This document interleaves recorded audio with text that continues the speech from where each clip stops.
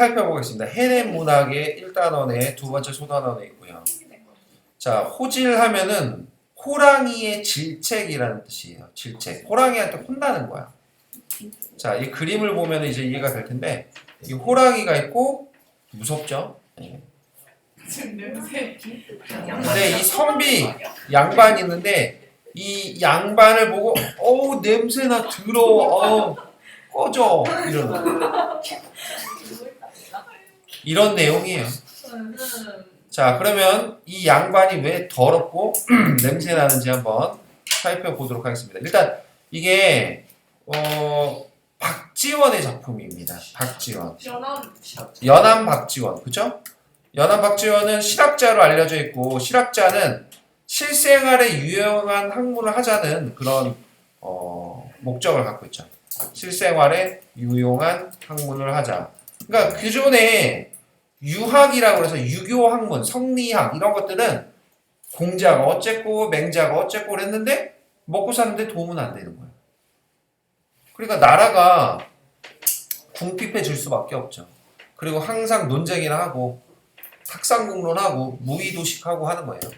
자, 양반들이 맨날 탁상공론 앉아서 그냥 떠들기만 해. 그냥 주둥이만 터는 거야. 문제죠. 그 다음에 뭐가 문제예요? 무의도식합니다. 일하지 않고, 자, 비속어 자꾸 써서 미안합니다만 처먹기만 하는 거예요. 일하지 않고 처먹기만 하고.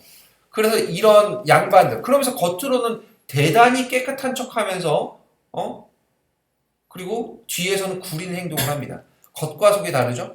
표리부동한 거예요. 이런 양반들을 비판하는 내용으로 쓴 작품이 바로 호질입니다. 원래 박지원은 한문소설을 잘 쓰는데요. 한문소설. 박지원의 일단 허생전이라든지 양반전이라든지 호질이라든지 그 다음에 예덕선생전 그 다음에 광문자전 이런 작품이 유명하죠. 그죠? 자, 박지원은 새로운 세상에는 새로운 인물이 필요하다라는 그런 내용을 주장합니다. 그래서 이 호질에서는 양반을 비판하고 양반전이라는 소설도 유명한데 양반 문서를 팔고 사는 거지. 그래서 양반이 어떻게 나쁜 짓을 하는지를 보여줍니다. 그리고 예덕선생전은요. 예덕선생전은 똥 치우는 사람이 주인공이에요. 예덕선생이라고 해서 또 선생님으로 불리는 거야. 왜냐면 되게 의로운 삶을 살거든. 광문자전은 또 거지가 주인공입니다. 그래서 거지가 주인공인데 거지 왕초. 근데 상당히 의로운 인물로 역시 또 묘사가 되어 있어요.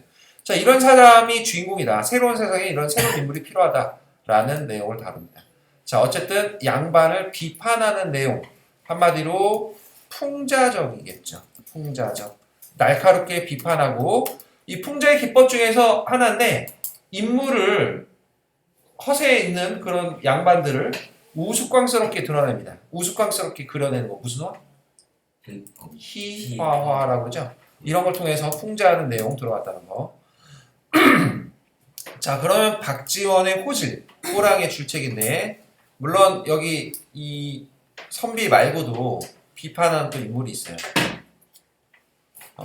자, 어떤 내용인지 한번 같이 읽어볼 거고 줄거리도 포함해서 읽어보겠습니다. 한 사람당 한 문장씩. 재윤이? 네. 곰이 사람을 잡아먹으면 첫 번째 사람은 국악이라는 귀신이 되어 겨드랑이에 붙어있고 두 번째 사람은 이모이라는 귀신이 되어 볼에 붙어다니며 세 번째 사람은 육혼이 되어 털이 붙어다닌다고 한다. 오늘 곰이 먹을 것을 구하려는데 나타난 것이 없어 그러니까 곰은 육혼 새 귀신에게 묻는다. 새 귀신의 말을 듣고 곰을 그만 잡아먹더니 의심이 나고 나다는 부분을 분명하게 느껴졌다. 그래서 비록 딱딱지 않았으나 큰 엉망을 지닌 유학자의 기계를 먹기로 한다. 큰 덕망을 지닌 유학자. 피켜. 선비. 호랑이한테 붙어 있는 거예요? 호랑이한테 붙는 거예요? 호랑이한테 붙는다는 게 무슨 말이야? 겨드랑이에 붙어 있다네. 그러니까 호랑이가 사람을 잡아먹으면은 그 첫 번째 사람은 굴각이라는 귀신이 된다고. 네. 그래서 그러니까 겨드랑이에 붙어 있는 게 호랑이의 겨드랑이에 붙어 있냐는 거야? 네. 아니면 사람 겨드랑이. 그런 교정 있지. 걔가 팔이 있어? 그냥 뭐 귀신이니까 인간에게 붙어 있다고 뭐 봐도 될 것 같은데. 아, 알겠습니다. 그리고 지금 이 유학자 여기 나오는 북곽 선생이라고 불리는 이 사람을 이제 먹기로 한 건데, 자 정나라, 자 이제 본문 들어갑니다. 정나라 오늘 고을에 것을 좋아하지 않는 척하는 선비가 하나 있었으니 선생이라고 불리는 이었다. 자 북곽 선생은요 벼슬을 좋아하지 않습니다. 그러니까 순수하게 공부만 좋아하는 거야. 근데 이거는 겉으로만 봤을 때. 그러니까 어떤 욕망이라든지 아니면 탐욕이라든지 이런 게 없어요. 겉으로 봤을 땐 순수하고 깨끗하죠. 자 나이 나이 마흔에 통수 그가가 책이 1만 권이요. 또 구경의 뜻을 풀이해서 책을 엮은 것이 15,000권이요. 네. 젊은 나이에 요새 뭐 마흔이면 젊죠. 근데 뭐 옛날에는 뭐 나이가 좀 있다고 쳐도 어쨌든 그 나이에 엄청나게 책을 많이 쓴 거야. 엄청 똑똑하다는 얘기겠지? 자 천자가 천자가 그 뜻을 가상히 여기고 제후들은 그 이름을 흠모하였다. 참고로 나이 나타내는 한자어들 좀 몇 개 정리해 볼게요. 나이를 나타내는 한자어가 있습니다. 자 남성을 기준으로 합니다. 그래서 15세 지학이라고 해요. 학문의 뜻을 두는 나이. 20세 약관이라고 합니다. 이제 성인이 되는 나이죠. 30세는 일입이라고 합니다. 몸을 세우고 자립하는 나이예요. 그럼 북학 선생은 40인데 40세 뭘까요? 불혹이라고 그러죠. 들어보셨나요? 불혹의 40대. 불혹은 뭐냐면 의혹이 없다 이런 뜻이에요. 그러니까 의심이 없다. 내가 하는 일에 불안함과 의심 이런 게 없다는 거예요. 50세는 지천명이라고 하고요. 하늘의 명을 아는 나이예요. 60세를 이순이라고 합니다. 귀가 순해진다. 그래서 누가 무슨 말을 하든 흘려들을 수 있게 된다. 이런 경지에 이르른다. 이런 말입니다. 자, 아무튼 이런 나이 나타난 한자어들 좀 알아두세요. 한문 시간에 배웠나 모르겠네요. 자, 같은 같은 모가 동쪽에는 젊은 나이에 남편을 그 이름을 동리자라고 하였다. 자, 동리자라는 과부가 있습니다. 젊은 나이에 남편을 잃었어요. 자, 조선은 무슨 시대야? 조선은 통치 이념이 뭐였어요? 유교. 유교하면은 뭐가 떠오릅니까, 여러분? 효. 충과 효가 있죠. 그죠? 그 다음에 지조, 절개 이런 말을 많이 씁니다. 그죠? 그래서 열려, 불경이부 춘향전에 나오는 말이죠. 무슨 뜻이에요? 열려는 두 명의 남편을 섬기지 않는다. 이런 뜻이에요. 충신불사이군이라는 말도 있죠. 충신불사이군. 충신은 두 명의 임금을 섬기지 않는다 이런 겁니다. 아시겠죠? 자, 그러니까 유교적 정절 이걸 되게 중요시 여깁니다. 그러니까 지금은 남자 많이 만나? 너네도 남자 많이 만나봐야 좋은 남자 고르는 눈이 생기지 않겠어? 연애 많이 하고 남자 많이 만나세요. 흉이 되지 않습니다, 절대. 근데 옛날에 조선시대에는 아니 여자가 이 남자 저 남자 만난다고 그러면 큰일 나는 거야. 그러니까 춘향이처럼 지조절기를 지켜야 되는 거야. 그런데 잘 보세요. 이 동리자는 과부예요. 과부. 그러면서 뒤에 보면 나오지만 열녀로 불리는 여자입니다. 열녀. 자, 천자는 천자는 동리자의 절개를 갸륵히 여기시고 제후들은 다른 벽을 청소하여 구월 사방면의 땅을 공하거나 동리 가부시며 나무를 붙였다. 네. 그래서 뭐랄까 나라에서 표창장도 주고 그다음에 상도 주고 한 거예요. 그러니까 칭송받는 나라에서 칭송받는 열녀야. 이렇듯.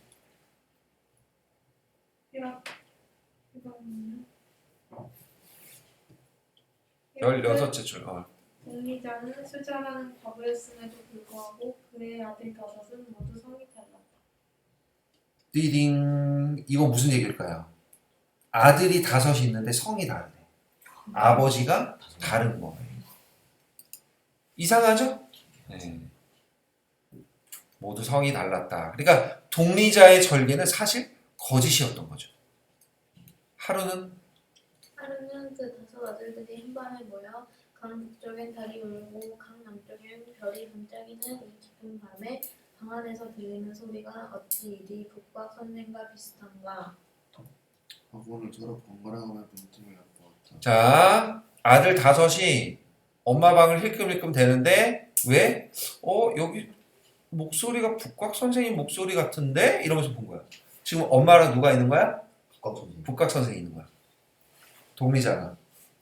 동리자가 북각 선생님에 독하였다. 오랫동안 선생님의 덕을 홍보하여 왔습니다. 근데 오늘따라 선생님이 글 읽는 소리를 듣고자 합니다. 네, 저는 오늘 선생님의 글 읽는 소리를 듣고 배우고자 합니다. 겉으로는 막 공부를 하는 듯 합니다. 북각 선생. 북박 선생은 옷깃을 여미고 꿇어 앉아서 시 한 장을 읽는다. 한풍에는 만하세요. 단지뿌럼 반짝반짝 가마솥과 새밭으로 무얼 번쩍 만들었나. 네, 그래서 시를 짓고 있는데요. 자, 그러니까 표면적으로 봤을 때는 잘 보세요. 표면적으로 봤을 때는 시를 짓는 그런 행위를 하고 있는데 이면적으로 봤을 땐 사실 수작을 부리고 있는 거예요. 서로 수작을 부리면서 미래 아시죠? 미래가 뭐예요? 은밀하게 사랑을 나누는 겁니다. 은밀하게 사랑을 나누는 거. 옛날에 드라마 미래 재밌었는데 유아인 나오는 아시나 모르겠네요. 이건 특급 칭찬이야 뭐 하면서 나오는 거 있죠. 자, 다음.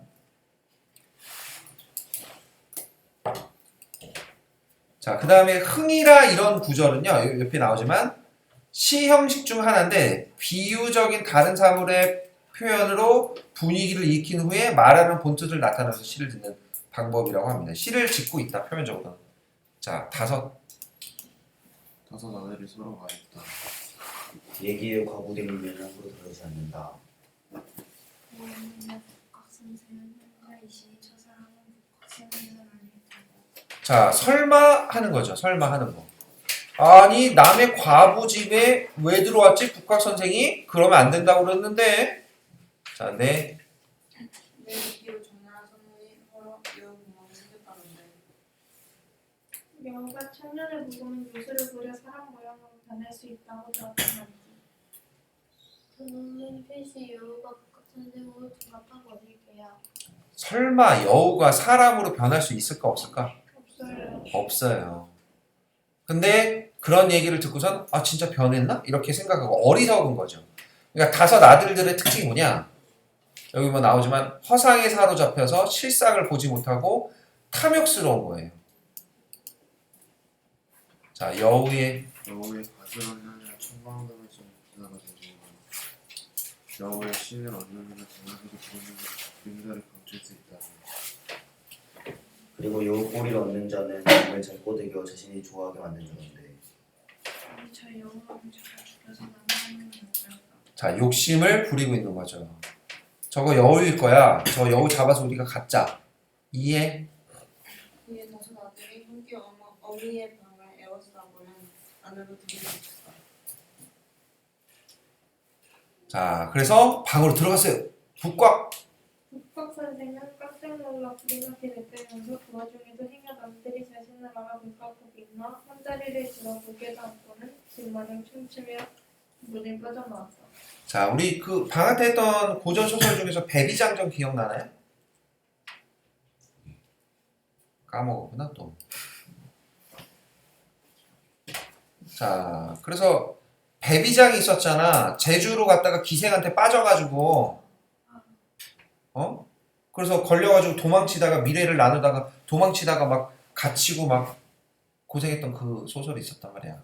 아무튼지 간에 지금 이게 자기가 아닌 척하고 싶은 거야. 그러니까 어떤 척을 하는 거냐면 미친놈인 척하는 거야. 목을 다리에 이렇게 걸고 다리를 목에다가 걸고 이러면서 미친 척하고 돌아다니고 있는 거야. 귀신처럼 춤추고. 그래서 빠져나온 거야. 그러고는 그러고는 그렇게 달아나다가 벌판에 파놓은 똥구덩이에 빠지고 말았다. 옛날에는 이제 그 똥을 잘 모아놓습니다. 걸음으로 써야 되거든 이걸. 네. 똥구덩이에 빠졌어요. 똥 냄새가 엄청 나겠죠? 네. 예. 너네 재래식 화장실 안 써봤지? 네. 아, 진짜 무서워. 재래식 화장실은 물을 그 밑에 똥을 모아놓는단 말이야. 이렇게 구멍만 이렇게 있어. 그리고 이제 이게 벌려서 이제 들어가서 볼일을 보는 건데 밑에 이제 떨어지면 그걸 모았다가 나중에 거름으로 쓰고 한단 말이지. 재수가 없으면 발을 흩뜨리면은 와, 네. 냄새가. 그럴 수도 있는데 그러면 이제 냄새를 떠나서 피부에 엄청 안 좋아요. 독성이 있을 거 아니야. 또 오른다. 똥도 오르는 거야. 죽을 수도 있어. 그 정도로고요? 그래요, 진짜로. 그 무슨 드라마에서도 막 나오고 그러던데. 자, 아무튼 똥구덩이에 빠졌어요. 똥이. 똥이 가득 찬 구덩이 속에서 버둥거리고 버둥거리 붙잡고 간신히 올라가 보고 내밀어 살펴보니 범 한 마리가 길을 막고 있었다. 범 한 마리가 길을 막고 있었다. 왜? 잡아먹으러 온 거지. 근데 범이 범이 이마살을 찌푸리고 기역질을 하며 코를 막은 채 얼굴을 외면하고 말한다. 그 선비 냄새가 참 부리기도 하구나. 그 선비 냄새 참 구리다. 근데 우리가 보통 구리다는 게 있잖아. 뭐라 그럴까? 냄새가 구리다라는 표현도 있고 그 다음에 뒤가 구리다 이런 말 있잖아. 네. 행실이나 이런 게 올바르지 못하다 이런 말이죠. 그래서 이중성을 얘기하는 겁니다. 자, 북각. 국밥 선생이 머리를 조아리며 앞으로 엉덩이금 기어 나와 설거지하고 다시 꿇어앉아서 아른다. 자, 꿇어 앉아서 아른다. 자, 그러니까 이제부터는 살아야 되잖아. 호랑이한테 안 물려야 되니까. 그러니까 이제 썰을 푸는 거예요. 범님의 봄님의 독이야말로 참 지극합니다. 개인은 그 변화를 본받습니다. 제왕된 자는 그 걸음걸이를 배웁니다. 마음의 아들 되는 이는 그 요성을 본받고 장수는 그 위용을 취합니다. 그 명성은 실력과 나라와 힘을 보는 마음을 일으키고 다른 한국을 하나님 만드십니다. 이것만 처음 신하로 감히 범님의 다스림을 바꾸자 합니다. 아이고 호랑님 저를 가르쳐 주세요 이런 거예요. 자 지금 이 북곽 선생의 태도 뭐라고 비판할 수 있을까요? 성어로 아첨하는 거잖아. 아부하는 거잖아. 교묘한 말솜씨에 아첨하는 얼굴빛 뭐라고 그래? 교원 영세 그쵸? 교원 영세 이런 말씀입니다. 자 그 다음에요. 이렇게 자신의 어떤 지식 이거 뭐 인용을 한 거잖아. 옛날 무슨 책에서 보니까 뭐 그렇다고 해요. 다들 호랑이를 배우려고 막 합니다. 범님을. 아이고 대단하십니다. 고사도 인용하고 그런단 말이야. 이런 고사 인용이라든지 자신의 지식을 과시하는 듯한 이런 태도. 히읗히읗적이라고 그랬잖아. 희화적 아니야. 해학적 아니야. 자 이것도 기억 안 나? 방학 때 이거 다 했었는데. 쌤 앞글자. 댁들의 동난지사오 하면서 얘기했었잖아. 외골 내육이요, 양목상천이요, 소아리 8족, 대아리 2족 그러면서 전행후행, 청장 아스스카는 동난지사세요. 장사꾼이 왜 이렇게 어려운 말 쓴다고 그랬어? 이런 태도를 뭐라 그랬어? 까먹었구나. 아니 저 진짜 알아요. 저 이 내용도 알아요. 잠깐만. 현. 글자만. 현 자신의 지식을 과시한다. 현학적 태도를 취하고 있다. 알겠어요? 현학적 태도, 그 다음에 뭡니까? 교원 영색의 태도. 자, 범위. 범이 꾸짖으며 답한다. 이 가까이 다가오지 말란다. 에이, 꺼져. 가까이 오지 마. 냄새나. 전에. 전에 내 듣기로 유라는 것은 유라하더라. 유라 하더니 과연 그렇구나. 자, 유란 것은 유다. 자, 이 유자가 무슨 유자냐? 선비를 나타내는 유자예요. 앞에 거는. 선비를 나타내는 유자고 뒤에 유자는 뭐냐면 아첨하다 할 때 유자입니다. 아첨하다 할 때 유자. 그러니까 유학자는 아첨꾼이구나 이런 얘기입니다. 유학자는 아첨꾼이구나. 자, 이런 걸 뭐라 그래? 말장난. 네, 말장난 쓰지 마시고 이거 고급진 말로 언어 유희라고 하죠. 언어 유희. 문학에서 이런 언어 유희를 많이 씁니다. 자, 이 언어 유희가 나오는 종류가 있는데요. 발음의 유사성을 이용한 언어 유희, 동음 이의어를 사용한 언어 유희, 어순의 도치를 쓰는 언어 유희, 이런 것들이 있어요. 그러니까 예를 들어서 춘향이가 감옥에 가 있는데 이도령이 왔네, 그 집골로. 그러면 월매가 춘향이 엄마가 기분이 나쁘잖아. 야, 니네 서방인지 남방인지 하는 자식 왔다, 이렇게 얘기합니다. 하는 자식 왔어. 자, 이 서방이 뭐예요? 남편이지. 그리고 또 뭐든 돼? 서방 남방? 서쪽 지방이지? 알겠어? 예. 자, 이게 무슨 어예요? 동음이어를 써서 하는 언어 유희죠, 그죠? 발음의 유사성은 뭐 라떼는 말이야 이런 거잖아. 원래는 뭐야? 라떼는이지. 라떼는인데 라떼는 말이야. 이런 게 발음의 유사성을 이용한 언어 유희. 서방인지 남방인지 다른의 유사성인데. 아니 이건 서쪽 방향, 서방님 아, 동음이어잖아. 알겠어? 네. 어순의 도치는 뭐 이런 거 있어요. 문 들어온다, 바람 닫아라, 막 이런 거. 급해가지고 막 변사토가 춘향전에 나오는 구절이죠. 자, 내가 평소에는 세상의 온갖 나쁜 일을 그러므로 제멋대로 내게 갖다 붙이더니만 지금은 서둘러 면전에서 악충이 늘어나니 그까이 말을 대체 누가 믿겠느냐. 네 말을 누가 믿어? 천하의 이치는 하나의 따름이니 범이 정말 악하다면 인간의 본성 또한 악할 것이고 사람의 본성이 착하다면 범의 본성 또한 착할 것이다. 네. 그래서 이제 범이 막 혼내요. 내 놈들이. 내 놈들이 하는 말은 모두 우상을 벗어나지 않고 경계하고 공평한 것은 이들의 사랑이다. 네. 그래서 오상이라는 게 옆에 나오는데요. 인, 의, 예, 지, 신 이렇게를 가리킨대요. 그러니까 이게 다 유교에서 얘기하는 어떤 중요한 말들이죠. 그리고 우리가 오교라고도 하는데 여기서는 삼강오륜 들어봤어? 삼강오륜? 네, 삼강오륜 부자유친이라고 그러죠. 부자유친 뭐예요? 아버지와 아들은 친함이 있다. 군신유의 뭐예요? 임금과 신하는 비슷하죠? 의리가 있다. 의리. 부부유별은 뭐예요? 부부간에는 이별마다 서로 다름이 있다. 장유유서는 알죠? 네. 아, 뭐야? 어른한테 잘하는 찬물도 위아래가 있다. 알.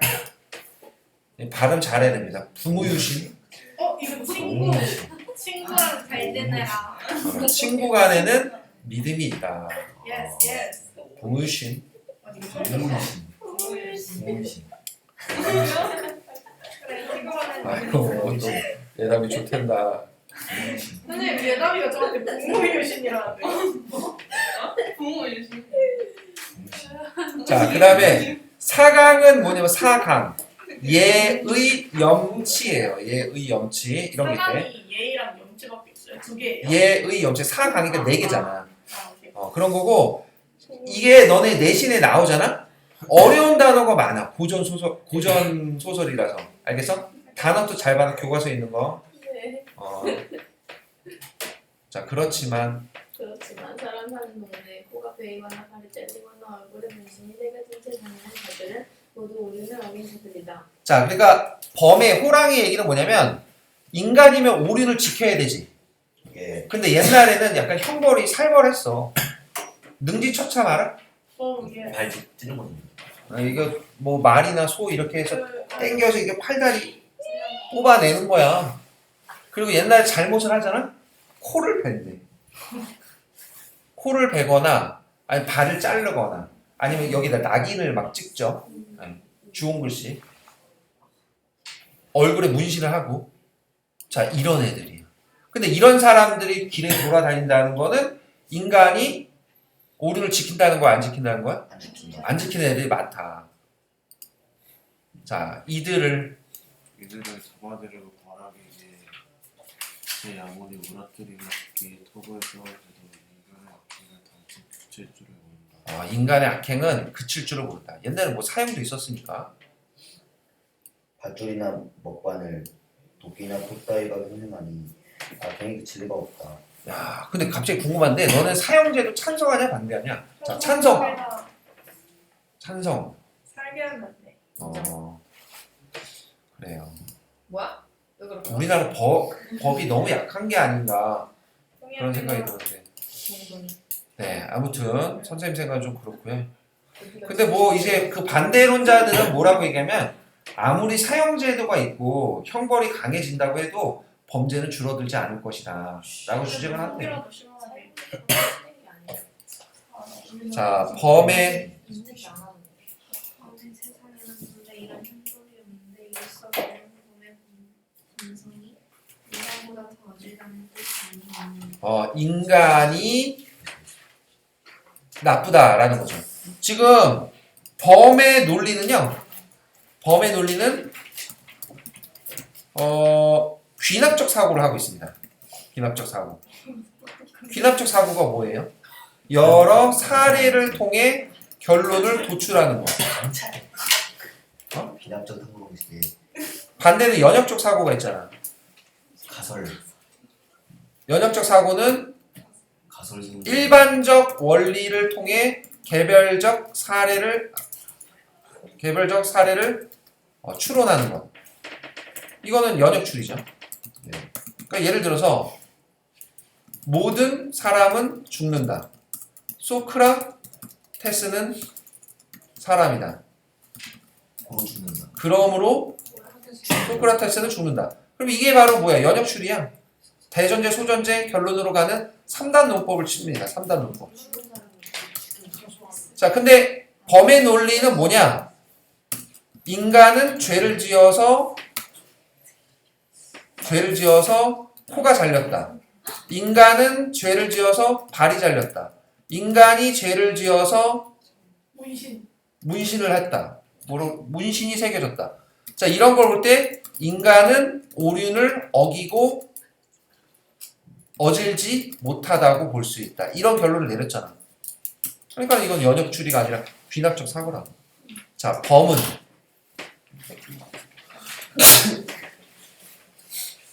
범은 풀을 먹지 않고 곤충이나 어류도 먹지 않는다. 강수의 따위를 좋아하지도 않고 새끼를 기르는 조그만 짐승들은 건드리지도 않는다. 강술이 이런 단어네. 안주 없이 마시는 술이래요. 흔히 이 강술을 요새 말하는 깡술이라고 많이 얘기하는데 자, 그 다음 산그 산에 들어가면 노루나 사슴을 사냥하고 들판에서는 말이나 소를 공격하지만 여태껏 말썽에 휘말리거나 음식과 관련된 구설에 오른 적이 없다. 네, 구설에 오른 적이 없다. 자, 전체적으로 이제 지금 빌드업 해가는 거야. 지금 무슨 추리라고? 비납적. 귀납추리. 그러니 범의 도양으로 처음으로 광명 정리하지 않는다. 야, 그러니까 범은 정말 광명정대하지 않니? 광명정대. 말과 행실이 떳떳하고 정당하다는 거야. 다음. 사람들은 범이나 노루나 사슴을 먹으면 미워하지 않다가도 소나 말을 잡아먹으면 원수라고 떠들어댄다. 근데 다 노루와 사슴은 사람에게 그다지 쓸모가 없지만 소나 말은 맹인들에게 무척 쓸모가 있어 그런 것이 아니겠느냐. 그러나 말과 손이 닿아야 짐을 싣고 또 복종하며 성실로 내는들의 뜻을 받드는 것은 아랑곳하지 않고 말마다 푸죽하니 쉴 새도 없이 이들을 도살해서는 복종과 손좋지 남기지 않는다. 네, 물론 이제 조선시대니까 이때 소를 잘 안 먹었어요. 소를 농사 지으려고 하지 뭐 먹으려고 이렇게 하지는 않아요. 소고기 참 맛있는데. 자, 그것도 모자라 노루와 사슴까지도 잡아 먹어버려 산과 들에는 우리가 먹을 게 없는 지경에까지 이르렀다. 하늘이 이 문제를 공평하게 처리한다면 내 놈을 잡아먹는 것이 마땅하겠느냐 놓아주는 것이 마땅하겠느냐. 자, 그런 것이 아니겠느냐. 마땅하겠느냐, 놓아주는 것이 마땅하겠느냐. 서리법이죠. 강조하는 거고요. 서리법 강조. 그리고 지금 보니까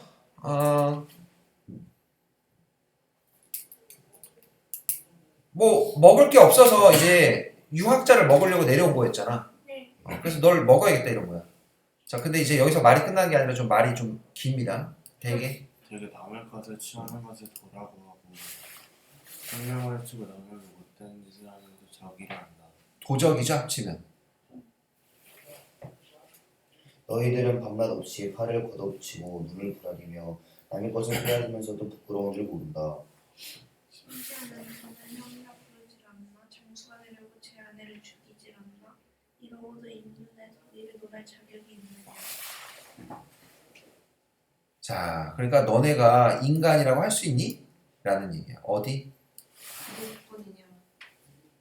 메뚜기에게 맞아 양식을 빼앗고 누이한테 사는 몫을 약탈한다. 꿀을 까두어 꿀을 빼앗아 가고 심지어 개미 알로 젓갈을 담가 조상들 제사에 올리기도 한다. 그 잔인하고 야박하게 너희들보다 심한 경험가 또 어디 있는 말이냐. 내 놈들이 이를 말하고 성을 동할 때 벌핏하며 하늘을 끌어들이지만 하늘이 명한 바로서 본다면 봉인된 사람이 다 같은 존재이다. 네. 하늘과 하늘과 땅이 나를 낳기는 이내 견지에서 놀아자면 범과 메뚜기 눈에 벌 개미와 함께 갯벌에서 서로 거스르지 않아야 하는 법이다. 네, 범, 메뚜기, 누에, 벌, 개미. 이건 뭐 점강법 이렇게 볼 수도 있겠네요. 점점 작아지는. 또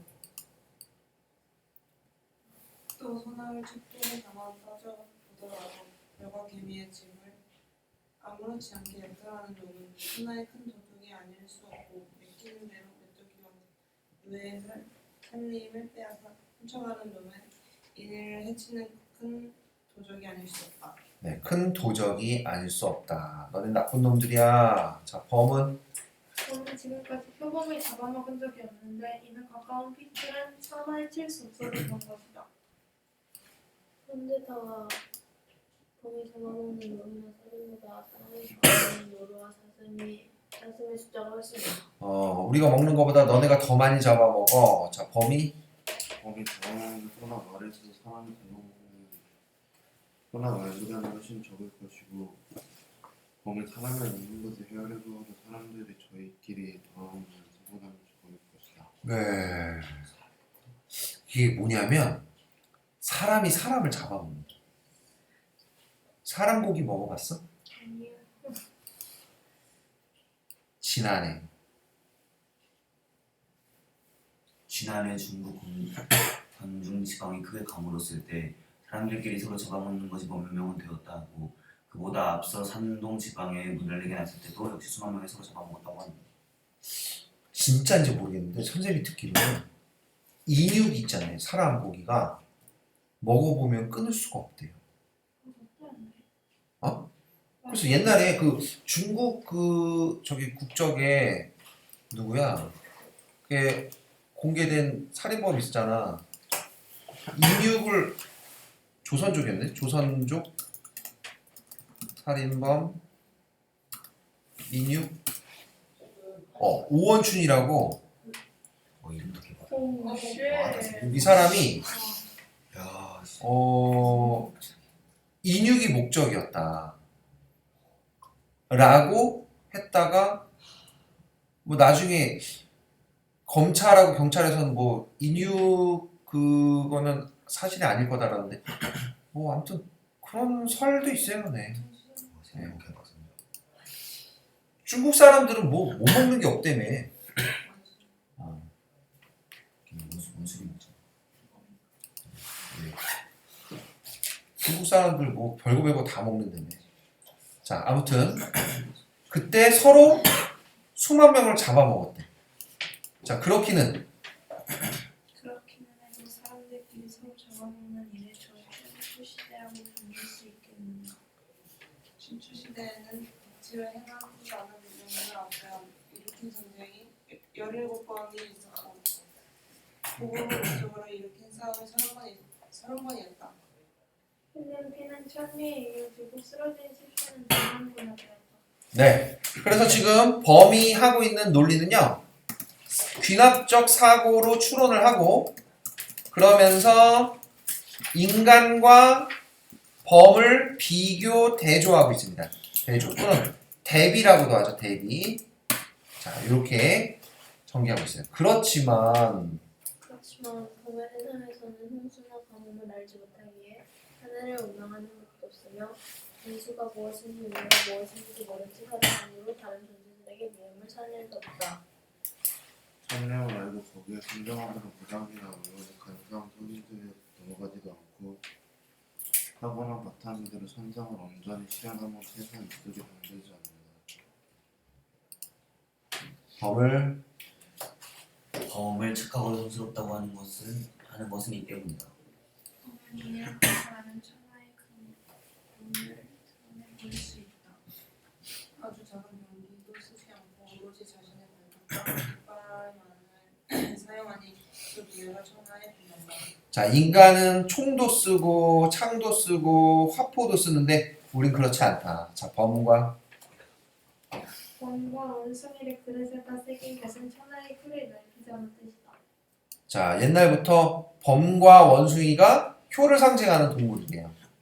하루에 하늘하고서 그 먹이를 까마귀, 솔개, 참깨, 고기, 말개미 등과 함께 담아 먹으니 그 인야말로 말하기 어렵다. 무슨 인?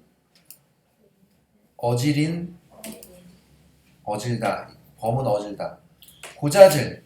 고자질하는 자도 잡아먹지 않고 방금자도 잡아먹지 않고 황정인 자도 잡아먹지 않으니 그 의의가말로 다 표현하기 어렵다. 인의 뭐 이런 것들을 얘기하고 있는 거죠. 아까 얘기했던 사단이라든지 그런 것들. 그런데 내용들이 고전의 행태의 인과는 다르가 벌도다. 덕과 함정으로도 부족해서 해자리 노루잡이 그물, 물고기 잡이 그물, 큰 물고기를 잡는 그물, 술에 탱태 그물까지 만들었다. 네, 인간의 어떤 탐욕과 그 다음에 폭력성을 얘기하는 거죠. 인간의 탐욕과 폭력성. 처음 처음 그물을 만든 자는 그야말로 뚜렷이 세상에 믿든다는 화분을 안에 넣은 자이다. 게다가 뾰족창, 길창, 삼기창, 도끼, 세워창, 한도, 비수, 긴차까지 생겨났다. 또 화포가 던져지는 소리가 화산을 무너뜨리고 물기운은 음양을 트로트를 정도다. 그 사나운 천정 능가할 정도로 무시무시하다. 네, 인간의 탐욕성과 폭력성 이러고도 이러고서도 그 보아함을 충분히 드러내지 못하였는지 이제는 부드러운 털을 빨아 악을 붙여 부실한 뾰족한 물건을 만들었다. 형체는 대추씨가 없고 길이는 한 치도 되지 않는데 오징어 부품에다 적셨다가 완전히 치고 찌르네. 자, 이거는 뭐냐면은 붓을 얘기하는 거야. 근데 붓인데 붓은 공부를 하는 거고 글이잖아. 그치? 근데 실학자의 입장에서 이렇게 글 공부를 하는 그 선비를 긍정적으로 보는 거야, 부정적으로 보는 거야? 네, 부정적으로 보는 거야. 그러니까는 뭐냐면 이리저리 치고 찌른다라는 표현을 쓴 거예요. 우리가 말로도 상처를 주지만 글로도 상처를 주잖아. 굽은 것은 굽은 것은 세모창고 날카로운 것은 작은 칼 같고 유리함은 긴 칼 같고 갈라진 것은 가지창 같고 고즈는 것은 화살 같고 팽팽하기는 활 같다. 자, 뭐뭐 갖고 열거법, 대구법, 직유법 이런 거 들었는데 열거, 대구, 직유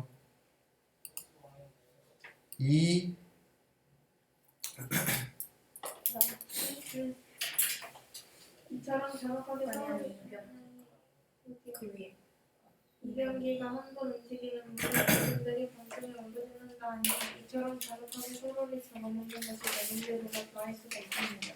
자, 그래서 북곽 선생이 인간을 꾸짖고 있습니다.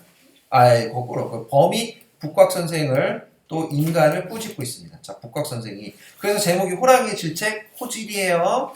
북곽 선생이 엎드렸다가 마주쳐 일어나 머리를 조아리며 말한다. 내 글을 이르기를 그런 못된 사람이라 해도 모독되기를 한다면 상대로 섬길 수 있다 했습니다. 이 천한 신하 감히 불법을 생각하고자 합니다. 아, 제가 개거천선할게요. 목욕하고. 그리고 가르침을 받을게요. 반성하는 척 하는 거죠. 자, 반성하는 척이에요. 척. 알겠습니까? 그 다음에 옛글에 이르기를 이런 태도 뭐라고? 잘난 척하고 현학적 현학적 태도도 들어가 있고요. 자, 북곽 선생은 선생님은 친구 주었을 별을 들렸으나 들리지 않았다. 청명성성을 보이며 손을 모으고 머리를 조아린 다음 동료를 떼서 바라보니 동료의 발가락과 밤은 이미 사라진 듯했다. 자, 그러니까 밤이라는 시간에서 아침이 온 겁니다. 밤이라는 시간은 동리자와 북각 선생에게는 미래를 즐기는 어떤 뭐랄까 욕망과 탐욕의 시간인 거야. 그런데 아침이 됐어요. 다음. 치명적 밭에 건너 가던 농부가 물었다. 밭을 이렇게 읽죠. 네. 밭에. 아니 아니 선생님께서 노인일로 이 아침에 들판에다가 저녁을 계십니까? 꽉 선생이 답했다. 내 들이니 하늘이 높다 하나 어찌 머리를 굽히지 않을 수 있으며 땅이 깊다 해도 발걸음을 주춤스레 뛰지 않을 수 있으려 했거든. 나는 하늘을 우러러보고 하고 있기 때문에 머리를 굽힌 거야. 그래서 조심스럽게 다니고 있는 거야. 지금 여기서 또 뭐 부리고 있습니까? 허세 부리고 있죠. 허세. 그리고 시경에 나온 글귀를 들어서 현학적 태도를 유지하고 있고요. 반성한 거야, 안 한 거야? 안 한 거예요. 호랑이 앞에서는 그지같이 막 빌빌대더니 지금 밭을 갈러가는 농부. 어떤 사람이에요? 육체와 정신이 건강한 삶을 사는 사람이죠. 그죠? 육체와 정신이 건강한 삶을 사는 사람인데 이 사람과 북곽 선생이 뭐 됩니까? 대조되는 거죠. 대비되는 거고요. 그리고 솔직하지도 못해요. 아주 위선적인 모습이에요. 알겠죠? 자, 이런 내용의 작품이에요. 그래서 오늘 해내 문학 교과서로 호지를 나갔습니다.